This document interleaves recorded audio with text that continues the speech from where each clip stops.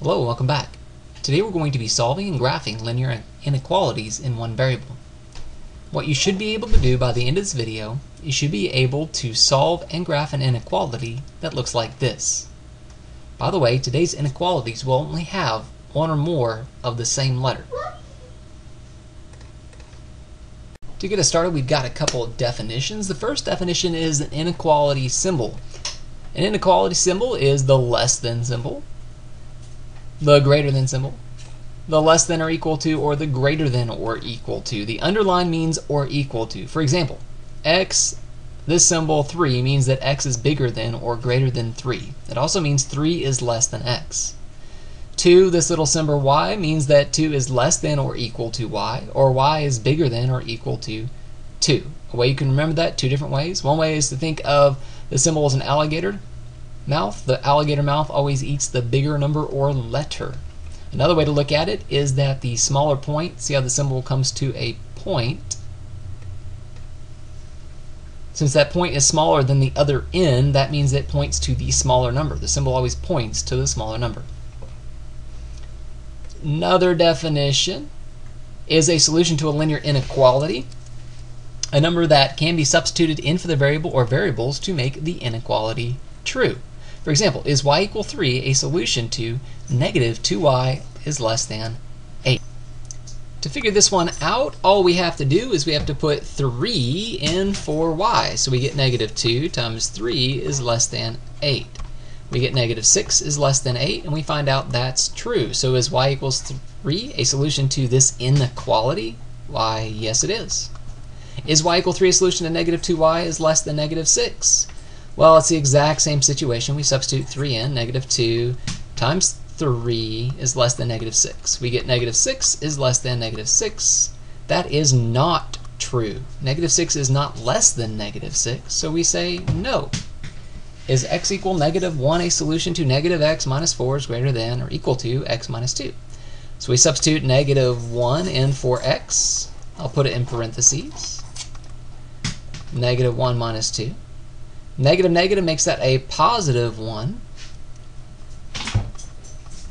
Minus 4 greater than or equal to negative 3. And we get negative 3, I'll write it right here, is greater than or equal to negative 3. And that is true. The or equal to sign means has to be bigger than or equal to. Since it's or equal to, we say yes. Now this part's going to look lengthy, but it isn't all that bad. To graph a linear inequality in one variable, it's a big mouthful. All it means is we plot all the solutions to an inequality on a number line. And here's how we do this. You need to know these steps. Again, it's not very hard once we actually start doing it. It looks like a lot, but there's a couple things you have to remember. First thing we're going to do, we're going to create a number line. We're going to plot the number we're given on the number line. We're going to plot a value before or after the number that we're given on a number line. If the symbol is less than or greater than, we use a non-shaded circle to show that it's not a solution. If it's less than or equal to, greater than or equal to, we use this little shaded circle. And then we shade in all the numbers that make the inequality true. Again, that looks like it's a lot. But once we start doing it, it should make sense, hopefully. Let's go ahead and take a look at a couple of examples of graphing inequalities. So here we go. We've got a couple of examples.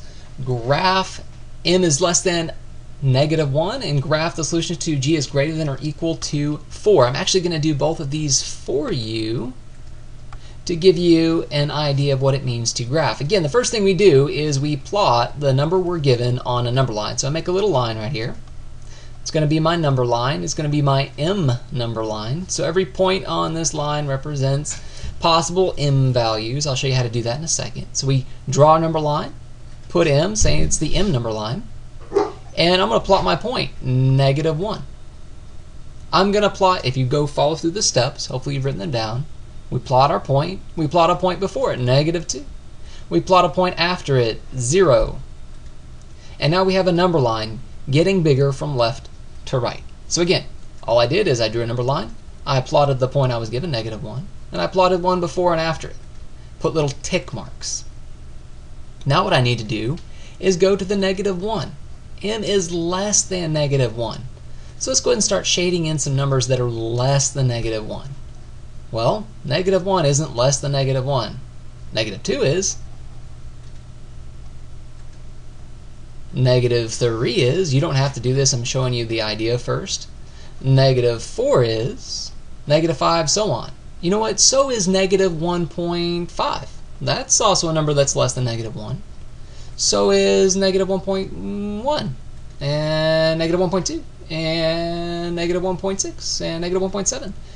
What I want you to see is that all of these numbers, all of them, even the numbers between negative 3 and negative 2, even the numbers between negative 2 and negative 1, are solutions. So it actually goes on forever to the left. Problem is, what do we do with the negative 1? If you look at your steps, the negative 1 gets an open circle because this says m is less than negative 1. You can't actually touch negative 1. So I use an open circle around negative 1 saying I can't touch negative 1. Negative 1 is not a solution to this inequality because negative 1 is not less than negative 1. But negative 1.1 is, so I go a little bit further past it and shade that in. So is negative 1.2, and negative 1.3, and negative 1.4, and all the numbers in between are less than negative 1. So I shade to the left. What about graphing the solutions to g is greater than or equal to 4? We do the exact same thing. We draw a number line. We call it our g number line. And we start with 4, and we go 5, and we go 3. Now we're going to graph all the numbers that are bigger than or equal to 4. Well, 5 is bigger than or equal to 4. So is 6. So is 7. So is 8. So is 4.5. So is 4.6. 4 is 4.7. 5.1, 5.2, 5. You know what? All these numbers are bigger than or equal to 4. Problem is 4.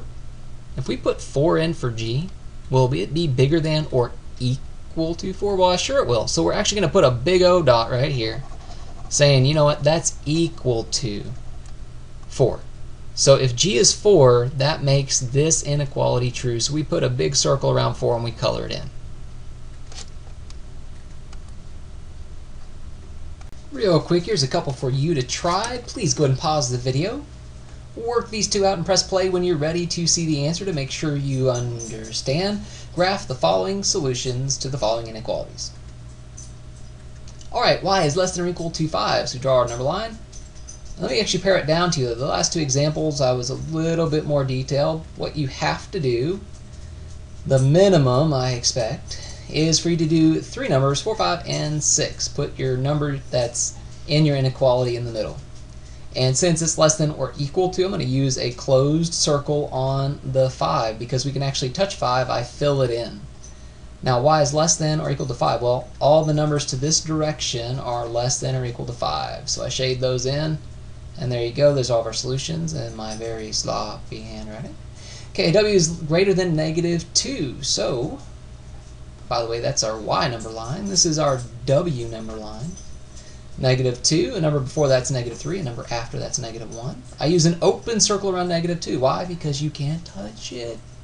Negative 2 is not a solution because it wasn't or equal to underneath the little symbol right here. So, we shade all the numbers that are bigger than negative 2, and we shade to the right because negative 1 is bigger than negative 2. And there you go. We have graphed those two inequalities. We've graphed all the solutions to those two inequalities. Now we're finally on to the main portion of our objective. We've graphed, now we're going to put it together with solving.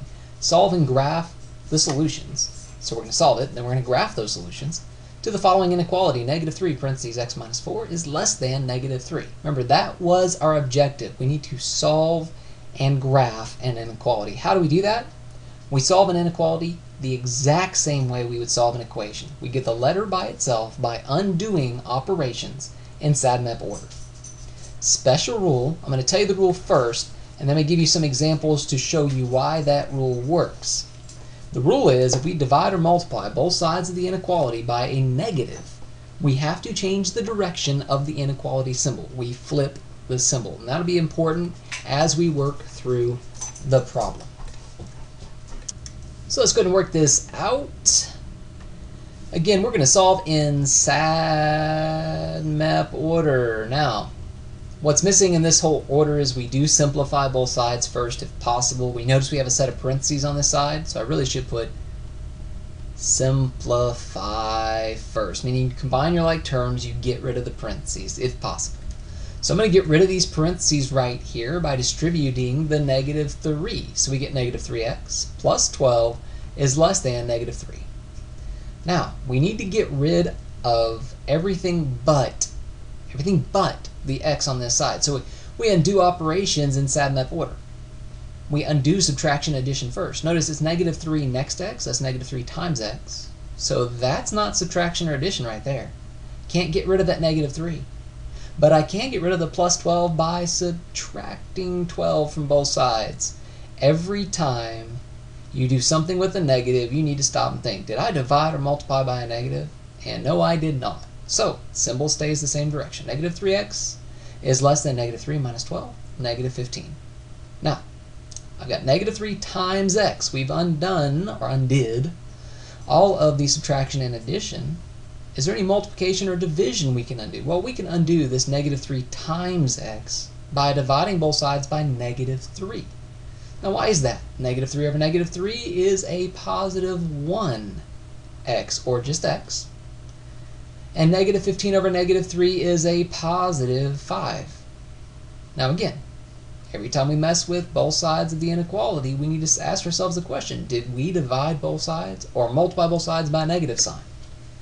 Yes, we did. We divided both sides by negative 3. So this symbol right here, instead of being less than, will change to greater than, and we get our solution, 1x or just x is bigger than 5. Again, since I divided both sides by a negative 3, the number that I actually had to divide both sides by was negative. I flipped the symbol's direction, changed the direction of the symbol from less than to greater than. So I went ahead and cleaned things up a little bit, and we've got our solution, x is bigger than 5. We're going to go ahead and graph it.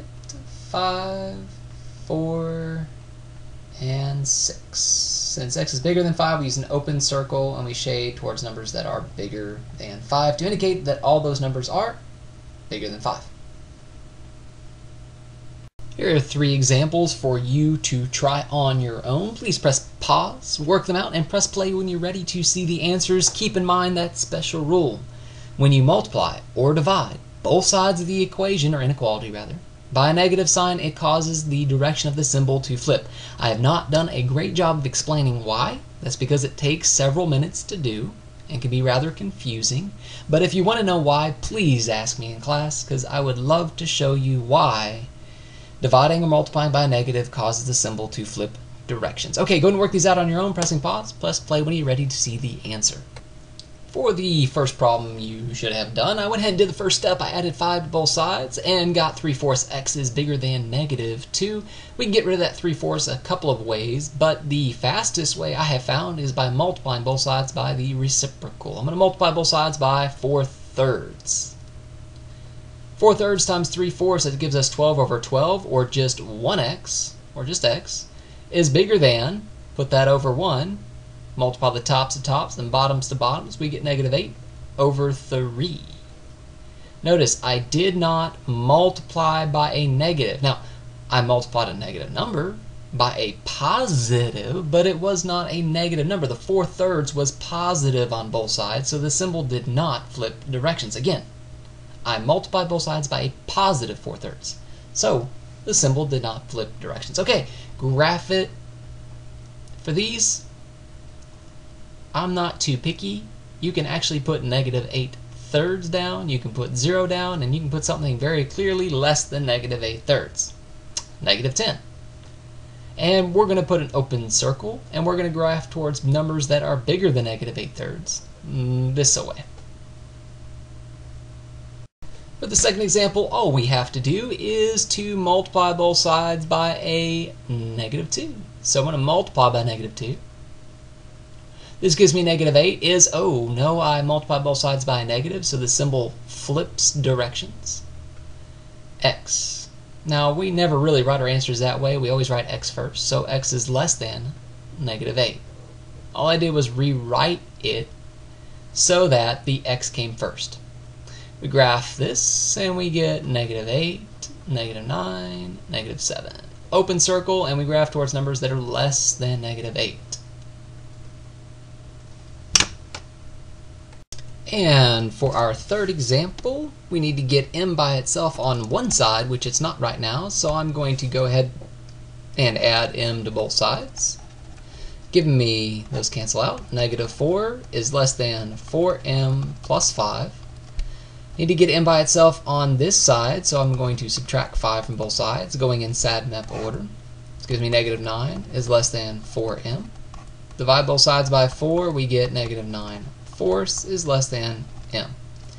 Now I always write the m first, so m is bigger than negative 9 fourths. Draw your number line, put negative 9 fourths in the middle, put a number less than negative 9 fourths, negative 10 will work, and a number bigger than it, 0 will work.